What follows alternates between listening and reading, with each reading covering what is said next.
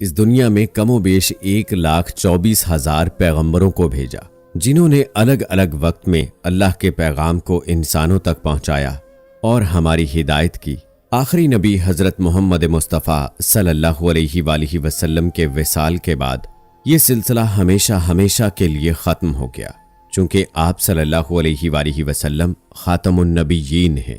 لیکن دوستو، کیا آپ کو معلوم ہے کہ اللہ تعالیٰ کے بھیجے گئے 1,24,000 پیغمبروں میں سے آج کے دور میں بھی 4 نبی ایسے ہیں جو آج تک زندہ ہیں اور جنہیں اللہ تعالیٰ نے ظاہری زندگی کی حالت میں اٹھا لیا تھا۔ لیکن دوستو، آپ کے ذہن میں یہ سوال ضرور آ رہا ہوگا کہ آخر وہ 4 نبی کون کون سے ہیں، ان کے نام کیا ہیں؟ اگر آج بھی وہ زندہ ہیں تو اس وقت کہاں ہیں؟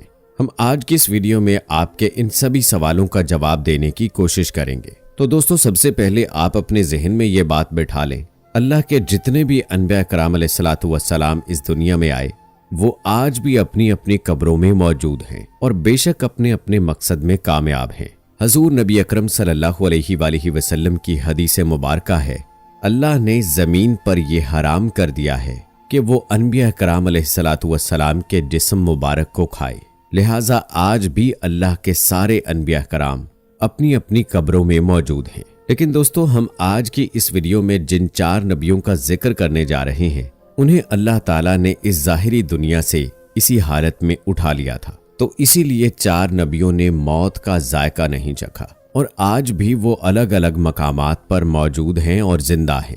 لیکن اس میں خاص بات یہ ہے کہ ان میں سے 2 نبی آج بھی ہماری اس زمین پر موجود ہیں، جبکہ 2 نبیوں کے بارے میں روایت میں ملتا ہے کہ وہ آسمان پر موجود ہیں۔ دوستو، ان نبیوں میں حضرت خضر علیہ السلام، حضرت الیاس علیہ السلام ہماری اس زمین پر موجود ہیں۔ ان کے بارے میں کہا جاتا ہے کہ یہ ہر سال مکہ مکرمہ میں حج کے لیے آتے ہیں اور وہاں پر آب زمزم پیتے ہیں، جس کی وجہ سے انہیں سال بھر کچھ بھی کھانے پینے کی ضرورت نہیں ہوتی۔ دوستو، آپ کی معلومات کے لیے بتاتے چلیں کہ حضرت الیاس علیہ السلام کو پہاڑوں اور حیوانوں پر حکومت عطا کی گئی تھی، یعنی کہ پہاڑ اور حیوانات ان کے حکم کے پابند ہیں، جبکہ حضرت خضر علیہ السلام کو دریا اور سمندروں پر حکومت دی گئی تھی۔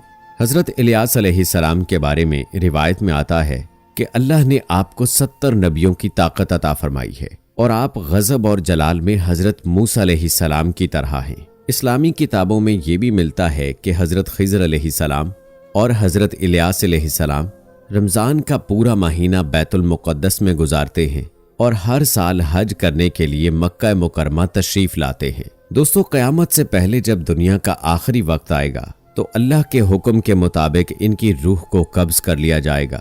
دوستو، اس کے علاوہ جو 2 نبی آسمان پر زندہ ہیں وہ ہیں حضرت ادریس علیہ السلام اور حضرت عیسیٰ علیہ السلام۔ حضرت ادریس علیہ السلام کے بارے میں ذکر ملتا ہے کہ آپ ہی وہ پہلے شخص تھے کہ جنہوں نے پہلی بار کپڑا بنا اور سیا۔ آپ علیہ السلام سے پہلے جو لوگ ہوتے تھے وہ جانوروں وغیرہ کی کھالیں پہنا کرتے تھے۔ روایات کے مطابق حضرت ادریس علیہ السلام نے سب سے پہلے قلم سے لکھنے، پڑھنے اور تعلیم حاصل کرنے کا درس دیا، لہٰذا اسی وجہ سے آپ کو ادریس یعنی درس دینے والا کہا جاتا ہے۔ دوستو، آپ کو بتاتے چلیں کہ حضرت ادریس علیہ السلام کو اللہ تعالیٰ نے باحیات آسمان پر اٹھا لیا تھا۔ ان کے بارے میں ملتا ہے کہ جب سے انہیں اٹھایا گیا ہے اسی دن سے لے کر آج تک وہ زندہ ہیں اور جنت میں موجود ہیں۔ دوستو، اس کے علاوہ جو دوسرے نبی آسمان پر زندہ ہیں وہ ہیں حضرت عیسیٰ علیہ السلام۔ دوستو، اللہ تعالیٰ نے حضرت عیسیٰ علیہ السلام کو بنی اسرائیل کے لیے نبی بنا کر بھیجا تھا، لیکن جب حضرت عیسیٰ علیہ السلام نے انہیں اللہ تعالیٰ کے حق کی دعوت دی تو ان میں سے کچھ لوگوں نے تو آپ کو قبول کر لیا، لیکن زیادہ تر جو لوگ آپ کے دشمن بن گئے اور انہوں نے یہ سازش کی کہ کسی بھی طرح سے حضرت عیسیٰ علیہ السلام کو سولی پر چڑھا دیا جائے۔ لیکن جب آپ علیہ السلام کو سولی پر چڑھانے کا وقت آیا، جس شخص نے آپ کو سولی پر چڑھانے کا منصوبہ بنایا تھا اس کو آپ کی جگہ پر سولی پر چڑھا دیا گیا اور اللہ تعالیٰ نے آپ کو صحیح سلامت آسمان پر اٹھا لیا۔ کئی اسلامک روایات میں ملتا ہے کہ جب قیامت سے پہلے حضرت امام مہدی اس دنیا میں ظہور پائیں گے، تب حضرت امام مہدی علیہ السلام کے زمانے میں پھر سے حضرت عیسیٰ علیہ السلام اس دنیا میں تشریف لائیں گے۔ دوستو، بات چلی ہے حضرت عیسیٰ علیہ السلام کی، تو کیوں نہ یہاں آپ کو حضرت عیسیٰ علیہ السلام اور ایک مردہ بادشاہ کا واقعہ سناتے چلیں۔ जो आपको सुनकर नसीहत हासिल होगी। अल्लाह ताला ने इंसानों की हिदायत और रहनुमाई के लिए जर्रे जर्रे में निशानियां रखी हैं। यहाँ तक कि अल्लाह ताला अपने नबियों को वो कुव्वत अता करता है जिससे वो दुनिया के सारे राज जान सके। अल्लाह ताला ने तमाम अनबिया कराम अलैहिस्सलातु वस्सलाम को मुख्तलिफ मौजज़ात से नवाजा ताकि दुनिया उन्हें देखे और अल्लाह की कुदरत को पहचान सके। दोस्तों, एक मरतबा हज़रत ईसा अलैहिस्सलाम अपने साथियों के साथ जा रहे थे। रास्ते में एक मुर्दा खोपड़ी पर नजर पड़ी। खोपड़ी को रास्ते में पड़ा देखकर हज़रत ईसा अलैहिस्सलाम को गम हुआ। तभी हज़रत ईसा अलैहिस्सलाम के साथी आपसे कहने लगे, हज़रत आप अल्लाह ताला से दुआ करें ताकि इस खोपड़ी में जान आ जाए और हम इसके वाक़यात जान सकें और हम नसीहत हासिल कर सकें। हमें पता चल सके कि ये किस ज़माने की है और ये कि उसने अपनी ज़िंदगी कैसे गुजारी।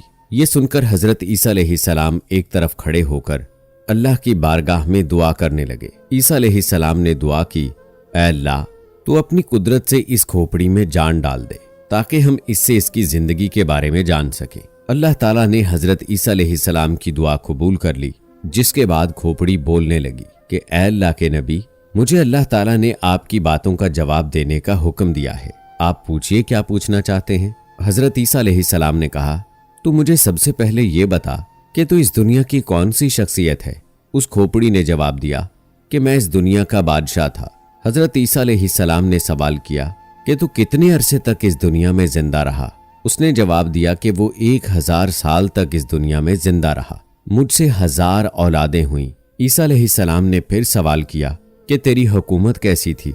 उसने जवाब दिया, ऐ अल्लाह के नबी, मैं एक घुमंडी बादशाह था। मैं बहुत लालची था। मुझे दुनिया फतह करने की बहुत लालच थी और मैं अपने मकसद में कामयाब रहा।